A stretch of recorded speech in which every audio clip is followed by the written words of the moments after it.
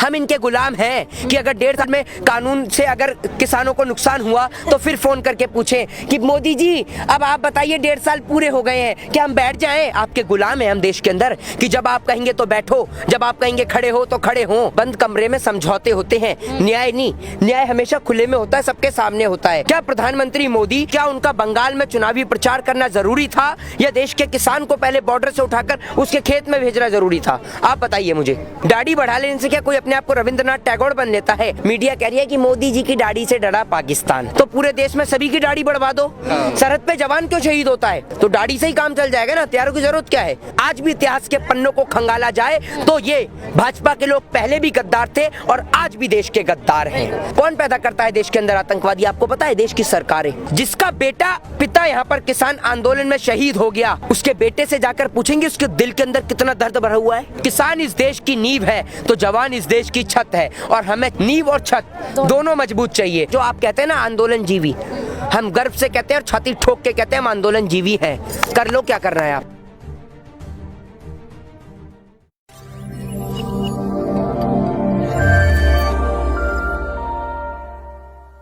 ਦਰਸ਼ਕੋ ਤੁਸੀਂ ਦੇਖ ਰਹੇ ਹੋ ਪੰਜਾਬ ਨਿਊਜ਼ ਤੇ ਮੈਂ ਹਰਜੀਤ ਕੌਰ ਲਗਾਤਾਰ ਕਿਸਾਨੀ ਅੰਦੋਲਨ ਦੀ ਪਲ-ਪਲ ਦੀ ਅਪਡੇਟ ਤੁਹਾਨੂੰ ਦੇ ਰਿਹਾ। ਸਾਡੇ ਨਾਲ ਇੱਕ ਲਾਅ ਸਟੂਡੈਂਟ ਨੇ ਜਿਹੜੇ ਕਿ ਦਿੱਲੀ ਤੋਂ ਨੇ, ਮੋਹਿਤ ਸ਼ਰਮਾ ਜੀ।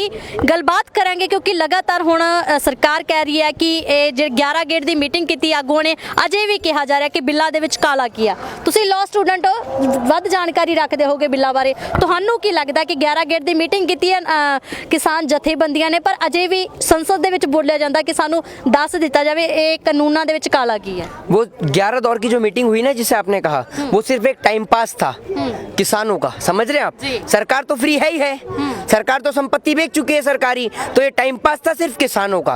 आप इस बात को समझिए। दूसरी बात, 11 दौर की वार्ता में आपको मैं एक बात बताऊं कि बंद कमरे में समझौते होते हैं, न्याय नहीं। न्याय हमेशा खुले में होता है, सबके सामने होता है। क्या प्रधानमंत्री मोदी जब देश का किसान सड़क पे बैठा हुआ है तो क्या उनका बंगाल में चुनावी प्रचार करना जरूरी था या देश के किसान को पहले बॉर्डर से उठाकर उसके खेत में भेजना जरूरी था? आप बताइए मुझे। जी बिल्कुल। पहले किसान की समस्या का समाधान निकालना था, उसके बाद देश में चुनाव जरूरी था।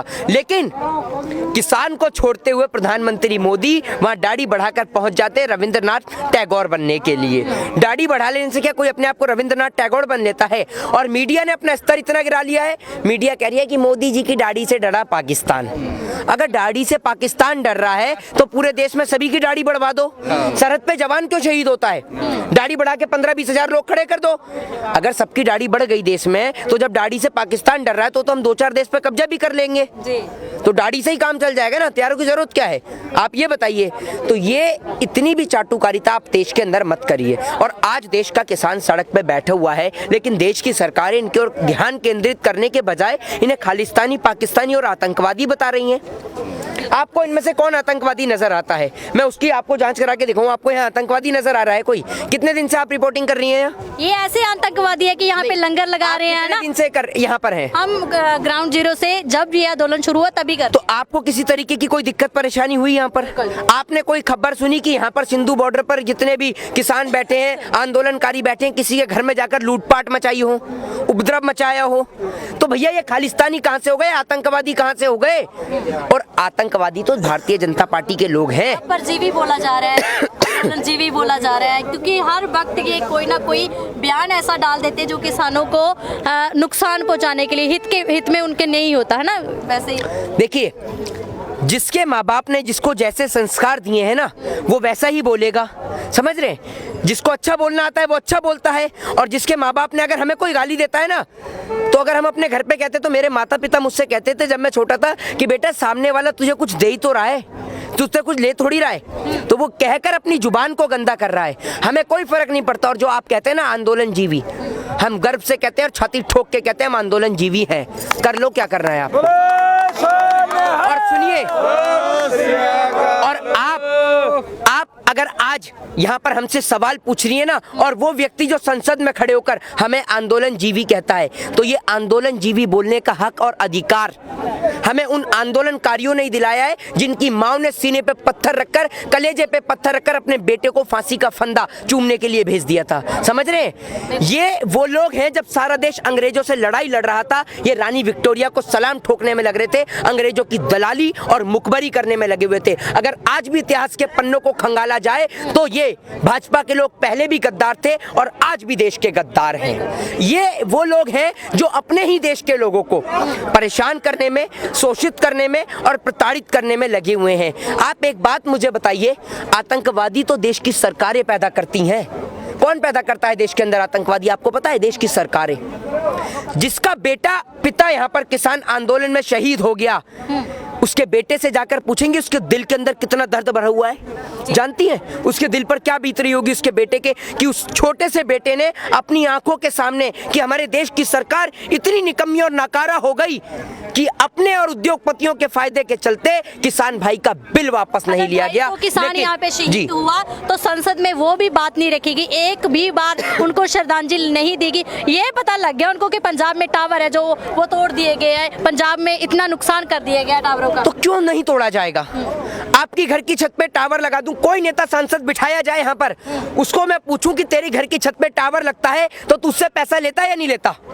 लेता है ना टावर। जब बिजली का प्राइवेटाइजेशन हो चुका है, रिलायंस आप कहते हैं कि अंबानी की है, प्राइवेटाइजेशन हो चुका है, तो अगर जियो का टावर आपने खेत में लगाया है तो उस टावर का पैसा देश के किसान को क्यों नहीं मिलता? बताइए आप मुझे। आपके घर की छत पे टावर लगा दूं तो आपको आपत्ति होगी या नहीं होगी? होगी ना। तो फिर एक बात मुझे बताइए आप सीधे तौर पर, आज जो हमें आंदोलन जीवी कहा जा रहा है ना, इन आंदोलन जीवी के बदौलत आप यहाँ पर खड़े होकर सवाल पूछ रही हैं और मैं जवाब दे पा रहा हूँ, वरना आज भी आप और हम किसी अंग्रेज के घर में बैठ के उसके जूते और चप्पल साफ कर रहे होते। ये बोलने की आजादी देश के अंदर आंदोलनकारियों ने ही दिलाई है। वो राजगुरु सुखदेव और भगत सिंह जिन्होंने फांसी के तख्ते को चूमा, वो देश के अंदर चंद्रशेखर आजाद, महारानी लक्ष्मीबाई, अशफाक उल्लाह खां जिन्होंने देश के खातिर छोटी सी उम्र में अपने घर को छोड़ दिया, परिवार को छोड़कर फांसी के फंदे को चूमा। देश के अंदर आजादी सभी को चाहिए, लेकिन लोग सोचते हैं भगत सिंह किसका बेटा बने। तो मैं आपको एक बात बता दूं, मेरी शर्ट पे भी लिखा हुआ है कि नो फार्मर्स नो फूड। अगर देश में किसान नहीं रहेगा तो निश्चित तौर पर देश के अंदर अनाज नहीं रहेगा। बिना किसी बाढ़ के, बिना किसी सुनामी के और बिना किसी प्राकृतिक आपदा के देश में भुखमरी छा जाएगी, देश भूख से ग्रस्त हो जाएगा। तो देश के किसान को सम्मान दीजिए, किसान का सम्मान करिए, क्योंकि अगर किसान इस देश की नींव है तो जवान इस देश की छत है, और हमें नींव और छत दोनों मजबूत चाहिए। ना हमें सरहद पे जवान की शहादत चाहिए और ना खेत में किसान की आत्महत्या चाहिए। हमें दोनों पे लगाम और पाबंदी चाहिए। भैया एक बात आपसे पूछना चाहते हैं कि आप लगातार देख रहे हो कि किसानी आंदोलन चल रहा है, लेकिन अब भी ये जे नरेंद्र तोमर जी कृषि मंत्री है, वो भी कह रहे हैं कि अगर बात करनी है तो जो हमने आपको प्रस्ताव दिया 1.5 साल का होल्ड कर लीजिए। कह रहे हैं कि भीड़ इकट्ठी करने से ये बिल रद्द नहीं होगी, आखिर गल तो टेबल टॉक ही होनी है। एक बात आप मुझे बताइए, नरेंद्र तोमर जी 1.5 साल के आप ही नेतागिरी जानते हैं और कोई देश के अंदर नेतागिरी नहीं जानता? अपने आप को चाहते बड़े पॉलिटिशियन बनते हैं क्या? हम भी जानते हैं पॉलिटिक्स आपकी। 1.5 साल के अंदर उत्तर प्रदेश का चुनाव लड़ना चाहते हैं, बंगाल का चुनाव लड़ना चाहते थे और दिल्ली का आने वाला चुनाव लड़ना चाहते हैं। हम इनके गुलाम हैं कि अगर 1.5 साल में कानून से अगर किसानों को नुकसान हुआ तो फिर फोन करके पूछें कि मोदी जी अब आप बताइए 1.5 साल पूरे हो गए हैं, क्या हम बैठ जाएं? आपके गुलाम हैं हम देश के अंदर कि जब आप कहेंगे तो बैठो, जब आप कहेंगे खड़े हो तो खड़े हो। ये आपकी सनी देओल की फिल्म की शूटिंग नहीं चल रही। जो बिल है वो रद्द नहीं होंगे। भीड़ इकट्ठी करने से इस देश को आजादी भी मिली। 1857 की विद्रोह की क्रांति हुई थी और 1947 में देश को आजादी मिली, और वो आजादी भी तब मिली जब एक देश एकजुट हुआ। समझ रहे हैं? तो हमें निश्चित तौर पर यकीन है कि किसान के आगे देश की सरकार झुकेगी और देश के किसान से माफी भी मांगेगी। जय हिंद, जय भारत, वंदे मातरम। सो दर्शकों ਤੁਸੀਂ देख सकते हो कि लगातार इस किसानी आंदोलन हर कोई समझ चुका है है कि जे 1.5 साल ਦੀ होल्ड ਦੀ ਗੱਲ ਕਰਦੇ ਨੇ या ਤੁਸੀਂ देख सकते हो भैया। एक सवाल और पूछना था, जैसे आपने देखा कि अभी सुप्रीम कोर्ट का एक फैसला आया है कि जो भी किसान है चाहे कोई भी है जो अपनी मांग रख सकता है, अपने अधिकारों के लिए लड़ सकता है, तो उनको देशद्रोही नहीं बोला जा सकता ना। तो ये जो भी यहाँ पे उठा लिया जाता है, कोई नौजवान किसी को गिरफ्तार कर लिया जाता है, ये बोलते हैं कि ये देशद्रोही है, ये आतंकवादी है। देशद्रोही किसे कहते हैं? अगर आप आईपीसी को रीड करें 121 राजद्रोह और 124 देशद्रोह किसके लिए लगाया जाता है? आप लैखिक रूप से या मौखिक रूप से अगर किसी की भावना को आघात पहुंचाते हैं तभी तो देशद्रोह हुआ, या फिर आप सरकार के खिलाफ कोई ऐसा कदम उठाते हैं जिससे देशद्रोह हो साबित। अपने हक और अधिकार की लड़ाई लड़ना, आर्टिकल 19 में प्रोटेस्ट करने की आजादी है, तो प्रोटेस्ट करने के लिए बैठना, और किसान अपनी मर्जी से सड़क पर नहीं बैठा, देश की सरकार इसे सड़क पर लेके आई है, समझ रहे हैं? और अगर एक बिल वापस हो जाएगा तो आपत्ति किस बात से है? तो हम देश में देशद्रोही नहीं, और वो सरकार के जो नेता हैं वो देशभक्त नहीं, वो असल में वो देशद्रोही हैं, और जो यहाँ किसान तैनात है वो देशभक्त है। जय हिंद, जय भारत। ਸੋ ਦਰਸ਼ਕੋ ਤੁਸੀਂ ਦੇਖ ਸਕਦੇ ਹੋ ਕਿ ਹਰ ਕੋਈ ਆਪਣੇ ਆਪਣੇ ਵਿਚਾਰਾਂ ਦੇ ਨਾਲ ਇਸ ਕਿਸਾਨੀ ਅੰਦੋਲਨ ਦੇ ਵਿੱਚ ਆ ਕੇ ਪ੍ਰਗਟਾਵਾ ਕਰ ਰਿਹਾ ਹੈ ਕਿ ਇਹ ਜਿਹੜੇ ਬਿੱਲ ਹੈਗੇ ਉਹ ਸਰਾਸਰ ਗਲਤ ਨੇ ਤੇ ਜਲਦੀ ਇਹਨਾਂ ਨੂੰ ਵਾਪਸ ਲਿਆ ਜਾਵੇ ਤਾਂ ਜੋ ਕਿਸਾਨ ਹੈ ਜਿਹੜੇ ਉਹ ਖੁਸ਼ੀ-ਖੁਸ਼ੀ ਆਪਣੇ ਘਰਾਂ ਨੂੰ ਜਾ ਸਕਣ। ਸੋ ਬਣੇ ਰਹੋ ਪੰਜਾਬ ਨਿਊਜ਼ ਦੇ ਨਾਲ। ਧੰਨਵਾਦ।